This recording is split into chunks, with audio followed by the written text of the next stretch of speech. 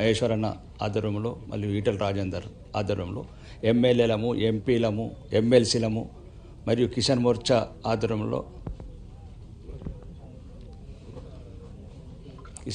ఆధ్వర్యంలో పరిగి నుంచి మొదలు పెడితే 4 జిల్లాలు 10 జిల్లాలు తిరిగితే ఎక్కడ పోయిన కళ్ళాలల్లా, రైతుల కళ్ళాలల్లా, ఒక్క రైతు కళ్ళల్లో కూడా ఆనందం చూడలేదు. ఎక్కడ చూసిన కన్నీళ్ళు, కళ్ళాలు, నీళ్లు, అకాల వర్షాలతోని. ఇంత దుర్మార్గమైన ప్రభుత్వం, అన్ని రకాలుగా వైఫల్యం చెందిన ప్రభుత్వం.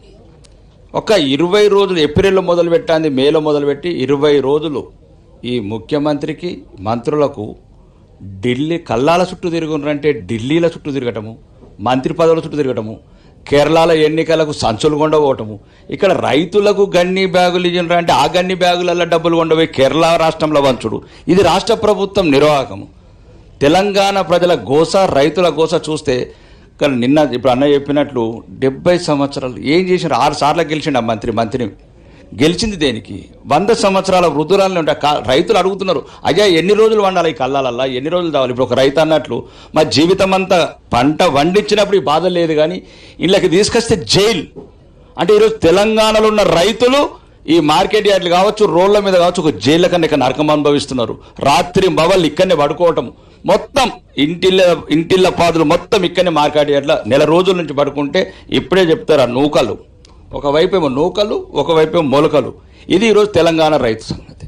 ఒక్కటి మాత్రం చెప్తున్నాం ముఖ్యమంత్రి, ఇప్పుడు ఇంకో మేమంటే రైతులు అంటున్నాం. ఇంతకుముందు కడెంలో ఒక రైతు అంటుండే ఫుట్బాల్ మ్యాచ్ల మీద ఉన్న ధ్యాస, నీ మనమడితో ఆడుకున్న ఫుట్బాల్ ధ్యాస కొద్ది రైతుల మీద చూపించండి కనికరం.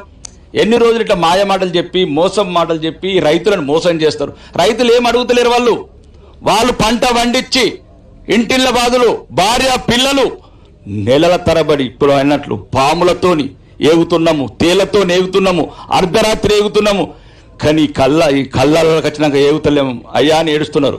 రాజేంద్ర అన్న అంటున్నారు, అన్న రాజేంద్ర అన్న, మహేష్ అన్న, మీరు సీనియర్ నాయకులు మాకు న్యాయం చేయించండి అన్న ఈ దుర్మార్గం ప్రభుత్వంతోనని. ఇట్లాంటి దుర్మార్గులు రాజ్యం వెళ్ళేటప్పుడు ఇంకా 4 రోజులు వర్షం వస్తుంది, 4-5 రోజులు వర్షాలు వస్తాయి, ఇలా బతికెట్లా? కాబట్టి ఈ ప్రభుత్వానికి, దుర్మార్గమైన ప్రభుత్వానికి, ఈ మోసపూరిత ప్రభుత్వానికి, ఈ యొక్క కసాయి కన్నీళ్లు లేని ప్రభుత్వానికి, ఈ రైతుల పట్ల మేము నిన్ను అందగుంటాము చివరి గింజ కొనే వరకు. ఒకవేళ ఈ తరుగు కూడా ఏదైతే 10 కిలో తిత్తున్నారో ఈ 10 కిలోల శాతం కూడా మీరే ప్రభుత్వం కట్టించాలా. రేపు జరగబోయే నష్టం, ఏ నష్టం జరిగినా, ఒకవేళ తరుగు కానీ, ఇంకా పరుగు కానీ, తేమ కానీ, ఇవన్నిటికీ నష్టాలకు మీరే కారణము, మీరే బాధ్యత వహించాలా. అన్ని రకాలుగా ఈ తెలంగాణ రైతాంగానికి అండగా ఉండి చివరి గింజ కొనే వరకు మిమ్మల్ని వెంబడిస్తాము, వేటాడతాము. మిమ్మల్ని మొత్తం రైతు ఉద్యమం తీసుకొచ్చి ఎక్కడెక్కడైతే మీ రియల్ ఎస్టేట్ వ్యాపారాలు ఉన్నాయో అవన్నీ ఒక దెబ్బకు పటాలు మంచి చేసే బాధ్యత ఈ తెలంగాణ రైతాంగం తీసుకుంటే. రైతుల కన్నీళ్లు ఈ రాజ్యానికి మంచిది కాదు.